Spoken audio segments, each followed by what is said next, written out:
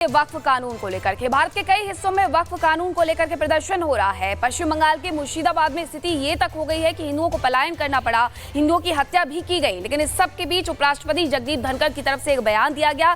दूसरी तरफ निशिकांत दुबे ने भी बयान दिया है और सुप्रीम कोर्ट पर सवाल खड़े किए हैं। हालांकि बीजेपी ने अब इससे किनारा कर लिया है। क्या कुछ कहा गया उनकी तरफ से, इस रिपोर्ट में आपको दिखाते हैं।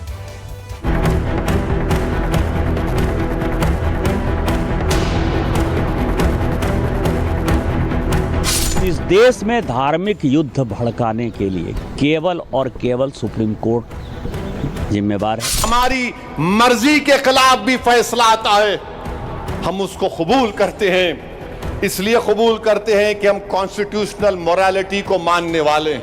न्यायालय को भी इन सब बातों को समग्र रूप से सोचना चाहिए कि आखिरकार अगर मुझे कागज दिखाने की जरूरत है तो आपको भी कागज दिखाने पड़ेंगे।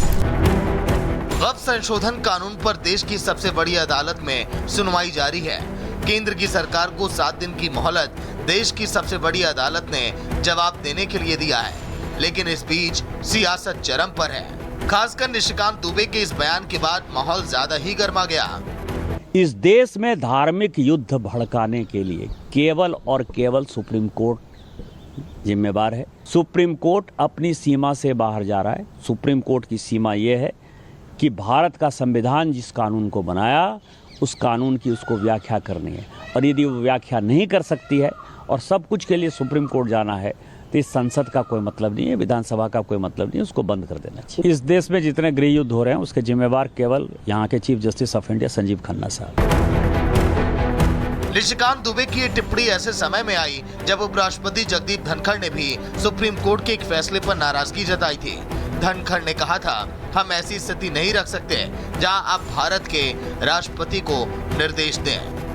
There is a directive to the president by a recent judgment. Where are we heading? What is happening in the country? President being called upon to decide in a time-bound manner, and if not, becomes law. So we have judges who will legislate, who will perform executive functions, who will act as super parliament, and absolutely have no accountability because law of the land does not apply to them.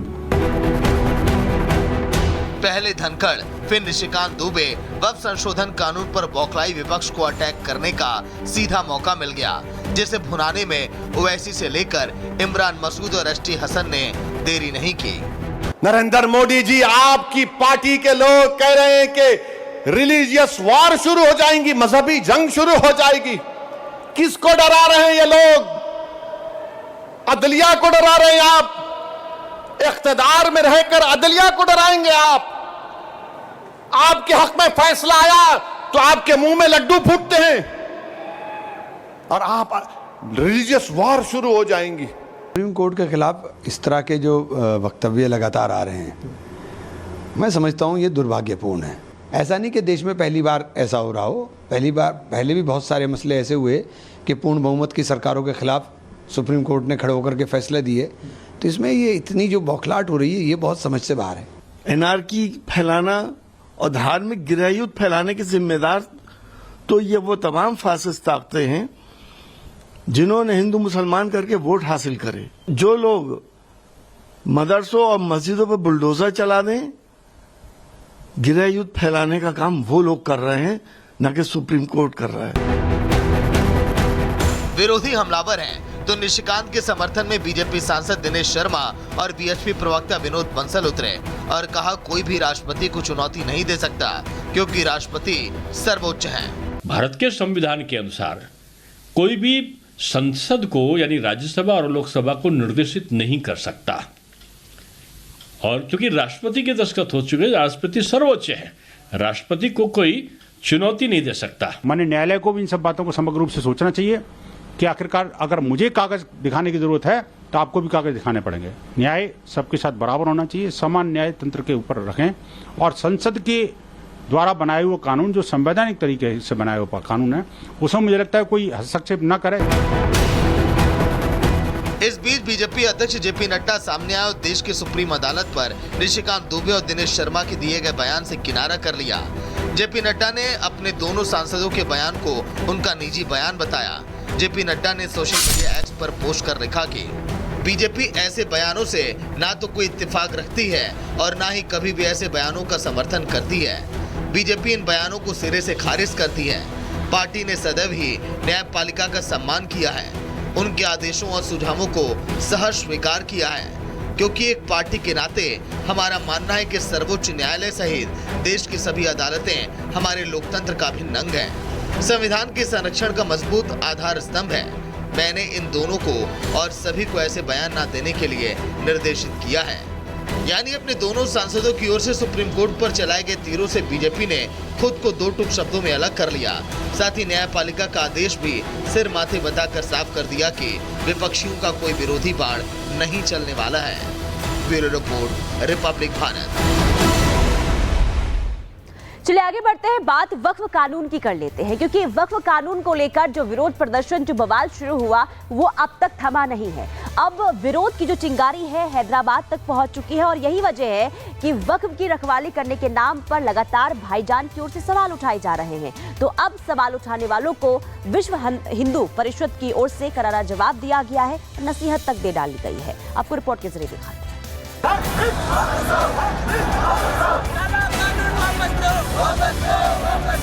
नारे तकबीर।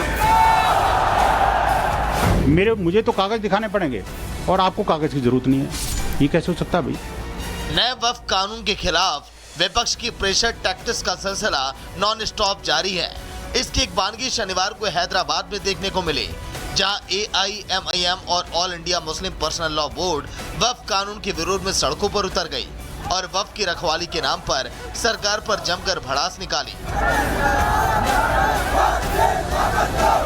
AIMIM के Darussalam स्थित दफ्तर में ओवैसी के साथ मिलकर all India Muslim personal law board ने सरकार के खिलाफ मोर्चा खोला और वक्फ कानून को वापस लेने की मांग करने के साथ ही अपने विरोध की अगली रणनीति भी सामने रखी। All India Muslim personal law board ने ये एक एक्शन प्लान जो है वो लेके आए हैं, जहां आने वाले दिनों में प्रोटेस्ट होंगे और साथ ही साथ कई राउंड टेबल कॉन्फ्रेंसेस होने के लिए all India Muslim personal law board ने ये अनाउंस किया है। यहाँ पे इस प्रदर्शन में AIMIM के सैकड़ों कार्यकर्ता शामिल हुए। पहले एक एक करके मौलानाओं ने वक्फ कानून को लेकर सरकार पर सवाल खड़े किए। उसके बाद ओवैसी ने भी केंद्र की सरकार के खिलाफ तीखे तेवर दिखाए और अपने शक्ति प्रदर्शन के दौरान उन्होंने कहा कि इस कानून के जरिए सरकार मुसलमानों की जमीन हड़पना चाहती है। जमीन का जिस जायदाद का मालिक है उसकी हिफाजत के लिए आगे बढ़ रहे हैं। हम अल्लाह के घर की हिफाजत के लिए आगे बढ़ रहे हैं। हम अपने ईदगाहों की हिफाजत के लिए आगे बढ़ रहे हैं। जब तक ये काला कानून वापिस नहीं होगा हम एहतजाज करेंगे, हम पीछे नहीं हटेंगे। अब वैसे जहां इस कानून पर सवाल खड़े कर रहे हैं, तो वहीं VHP नेता विनोद बंसल कानून का विरोध करने वालों को आईना दिखा रहे हैं। उन्होंने ये साफ कर दिया कि इस देश में कानून सबके लिए समान है और अगर कोई किसी जमीन पर दावा करता है तो उसे उसको साबित भी करना पड़ेगा। ये भारत का कानून है जो सारे नागरिकों पर इक्वली एप्लीकेबल होता है। ऐसा नहीं हो सकता कि आपको तो जमीन का मालिक इसलिए बता दिया जाए क्योंकि आप बहुत सालों से उस पर कब्जा जमाए हुए हैं। मेरे को जमीन का मालिक इसलिए नहीं बताया जा रहा क्योंकि मेरे पास कागज नहीं है। मुझे तो कागज दिखाने पड़ेंगे और आपको कागज की जरूरत नहीं है। ये कैसे हो सकता है भाई? माँ भारती की पुण्य धरा को कलंकित, कलुषित और जो कब्जा करने की जो कोशिश जिहादी मानसिकता के लोग कर रहे हैं, अब ये बर्दाश्त नहीं होगा। हालांकि ऐसे में अभी सवाल भी उठ रहा है कि जब नए वक्फ कानून को लेकर सुप्रीम कोर्ट में सुनवाई चल रही है तो भाईजानों को सड़क पर उतरने की क्या जरूरत है? Bureau report, Republic Bharat.